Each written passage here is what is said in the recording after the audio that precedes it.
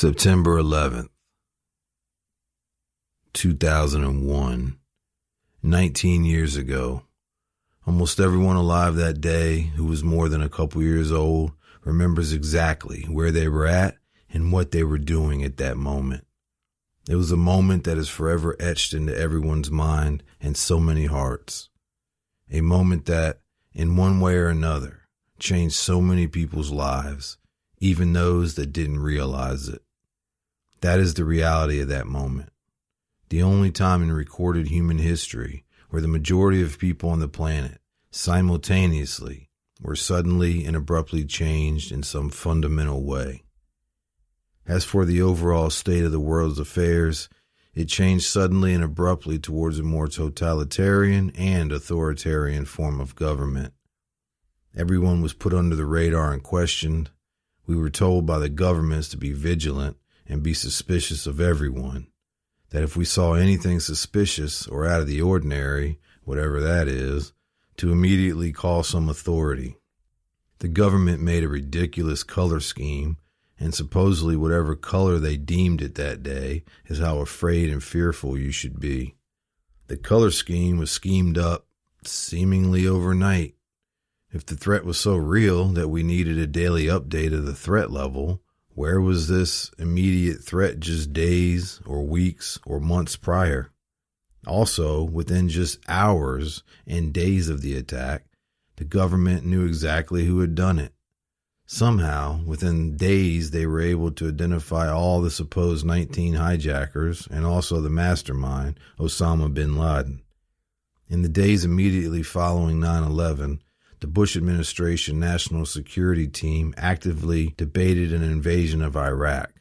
A memo written by Secretary of Defense Donald Rumsfeld, dated November 27, 2001, considers a U.S.-Iraq war.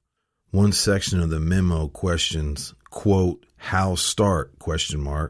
In other words, how they should start the war, listing multiple possible justifications for a U.S.-Iraq war. Some ideas were, quote, Saddam moves against Kurds in North, ? U.S. discovers Saddam connection to September 11 attack or to anthrax attacks, ? Dispute over WMD inspections, ? Start now thinking about inspection demands, end quote. That administration opted instead to limit the initial military response to Afghanistan. President Bush began laying the public groundwork for an invasion of Iraq in a January 2002 State of the Union address, calling Iraq a member of the Axis of Evil. However, a September 5th, 2002 report from Major General Glenn Schaefer revealed that the Joint Chiefs of Staff's J2 Intelligence Directorate had concluded that the United States' knowledge on different aspects of the Iraqi WMD program ranged from essentially 0 to about 75%, and that knowledge was particularly weak on aspects of a possible nuclear weapons program. Quote, our knowledge of the Iraq nuclear weapons program is based largely, perhaps 90%, on analysis of imprecise intelligence, they concluded.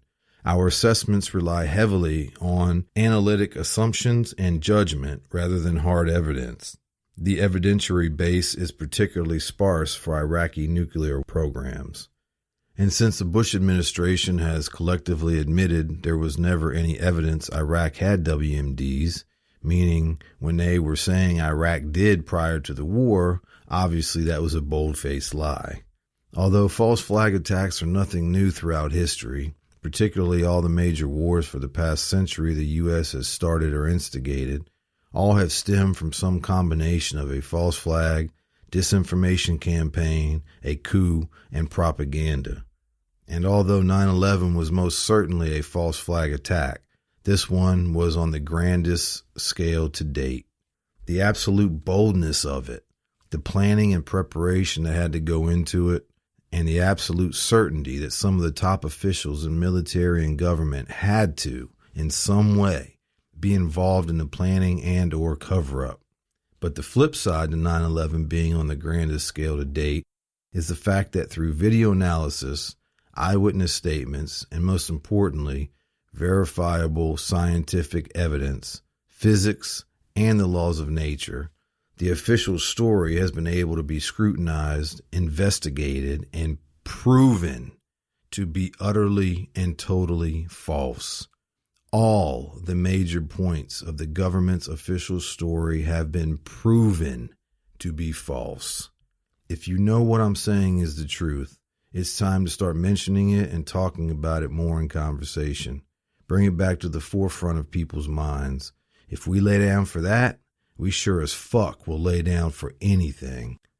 There are good strides being made through legal actions, such as the Lawyers Committee for 9/11 Inquiry, forcing the U.S. Attorney for the Southern District of New York to comply with federal law requiring that he submit evidence of still unprosecuted federal crimes at Ground Zero on 9/11 to a special criminal grand jury, as well as the family of Jeffrey Thomas Campbell, a British man who was killed in the North Tower of the World Trade Center on September 11, 2001, who will submit their petition for a new inquest into his death later this fall.